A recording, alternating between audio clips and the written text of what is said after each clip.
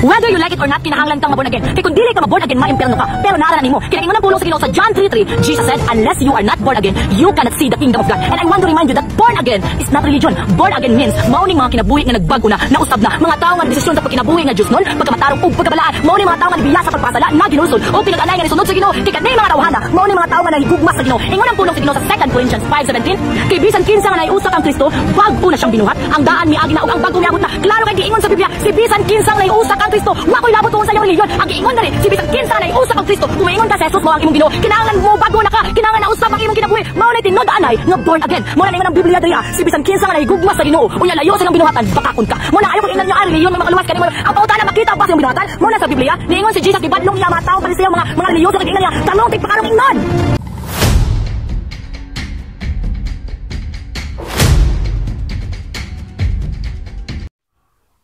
Unsa man ning klaseng pagwali ning ato ang higala nga pastoya sa Born Agoy? Unsa man energetic or tawag anong gituyo lang gyud ngingon ang tingog. So ingon pa niya dili daw tawag ining maluwas kung dili daw ka Born Agoy. Actually, ang St. John chapter 3 verse 3 to 5, ang presentation sa ato ang Ginoong Jesucristo wala nag-refer sa physical tawag in transformation or usa ka tawag o pagbuot sa tawo nga mag-transform siya or maghimo nga tawag ining naa siya himuon sa iyang kaugalingon nga walay kalimbigitan nga ato ang Ginoong Jesucristo. Ngano man kay ang St. John chapter 3 verse 3 to 5 dili sama sa interpretasyon sa atong higala na usa ka pastoya ni ining mga Born Agoy nga pagbag-o kunos kinabuhi, pagbinuotan, pagsunod sa kabubuton sa Dios. E kun ingon ana ang atong interpretation sa word nga born from above kanang giingon din na St. John chapter 3 verse 3 to 5, dapat wala nang Kristo ni abot. Wala ni Kristo nga niani aning gitawag og kalibutan na ngano man tungod kay sila Moses, ang mga propeta kaniadto nagbuhat pagtug maayo. Nagtuo man to sa Dios, grabe pag ilang binuhatan sa ilahang pagsunod sa kabubuton sa Dios. Pero paano niya pa man ang Kristo? Ngano ni nagtudlo pa man ng Ginoong Jesucristo nga you must be born from above. Kanya remember nga si Nicodemus kanang giistoryahan, kanang nakig-istorya ang Ginoong Jesucristo sa St. John chapter 3 verse 1 hangtod sa gitawag og 5. Wala man si bag-uon sa iyang kaugalingon kay si Nicodemus secret follower man sa ato ang Ginoong Jesucristo. So therefore, kanang interpretation nga kanang born again or born from above, kanang giingon din na St. John chapter 3 verse 5 nga maayong binuhatan na pagbag-os ka og galingon, sayop na nga interpretation. Sayop na nga interpretation. So kanang gisulti ni Kristo din na St. John chapter 3 verse 3 to 5, refer na anang pagbag-o sa tawag ining pagkatao, pagpakatao, pag-usab, refer na sa bautismo. Ngano man kay ang tanang tao aning kalibutan na Romans chapter 5 verse 12 nahimugso ta pinaagi sa sala.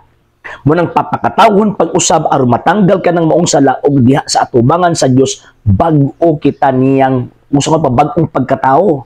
Kung baga ngano man kinatao ta sa grasya sa Ginoo. Munang niingon diha sa kanang gibasa ni mga seta sa tawag ining sulat ni Pablo sa mga taga-Korinto nga nahiusa kita kang Kristo. In what way po ba? Mahiusa ta sa itong Ginoong Jesucristo by way of baptism. Galatians chapter 3 verse 27. So kanang giingon sa St. John chapter 3 verse 3 to 5, dili na pagbag-os ka galingon, pagbinuutan, pagsunod sa kabubuton sa Diyos, kundi refer na sa bautismo. Number 2, ingon pa niya nga ang tawag ining born again, Born Agoy dili man do na gitawag og religion. Yes, kanang gingon sa balang kasulatan nga sa chapter 3 verse 5, di man na religion, di po na sekta. Ngano man kay refer man na sa bautismo. Pero tingala ko ninyo kung kanang Born Agoy nga inyo ang gipasakupan, kung dili pa na tawag anang sekta, ato di mo matawag nga religion man god. Kung dili pa na sekta, ingatan na mo nagpastoy-pastoy. Di ba pastuya ka? Si Tibis, pastoy po. Di ba? Si purpose ninyo. Kung dili na sikta, si purpose ninyo pagkapastoy. So kung dili na sikta, mga mangingilad mo nga gitawag og pastoy. Di ba? Kay ang tawag in pastor manggod, nagdala na gitawag og pundok. Nagdala na sa sistema sa pagtuog pagsimba. So buti pasabot na amoy kaugalingon ninyong religion. Nga naman, kinaaman mga pastoy-pastoy. Ayun mo pagpastoy kay para matindugan ninyo kanang inyong giingon nga ang born na agoy, tawag ining dili na relihiyon. Number 3, ingon niyo ako ilabot sa inyo ang gitawag og relihiyon. Kaya actually, ang Kristo nagtukod og iyang kaugalingong relihiyon. Saint Matthew chapter 16 verse 18. Ingon si Kristo, thou art Peter, na upon this rock I will build my church. So, buti pasabot, ang Kristo na ay kaugalingong iglesia, na ay kaugalingong relihiyon. Kaya diha sa iyang iglesia, naman din ang sistema, ang iyang sistema sa pagsimba. So, kanang mingon ka nga, wala kay labot kung sa tawag ng relihiyon. Tabla ra nga, wala din mo kitagad ang relihiyon gitukod sa tuwang Ginoong Kristo. Uingon mo, musunod mo kang Kristo. Ganun karon di mo musunod kang Kristo. And last point, kung may tag-relihiyon sa Ginoo manggod, mao na tong relihiyon nga iyang gitukod nga ang iyang pasakupan sa tao. St. John chapter 10 verse 9. So, kung wala ka nasagop sa iglesyang gitukod sa tuwang Ginoong Kristo, ay dili ka iyan ng Kristo. Wala ka nahiusa kang Kristo. Spiritually, sacramentally, wala ka nahiusa niya. Kanang imong mga maayong buhat, kanang inyong gipasiatag na magbagpo na, kinahanglan, musunod tas kabubuton sa Dios, mga maayong binuhatan na to, magunsa man ang relihiyon kung walay imuhang tawag anang maayong binuhatan, sumalapas balang kasulatan, di na magpulos. Kung wala ka nahiusa kang Kristo, in what way? Pinaagi sa mga sakramento. Muna, sa simbahang Katolika, magpulos lang ang maayong buhat kung kana nga mga maayong buhat, magaamping sa grasya nga nadawat, pinaagi sa gitawag og mga sakramento. Pero wa nay pulos ng mga maayong buhat kung nagabuhat kag maayo kuno apan wala kay mga sakramentong nadawat ngano man kini kay usa sa tuang Ginoong Kristo.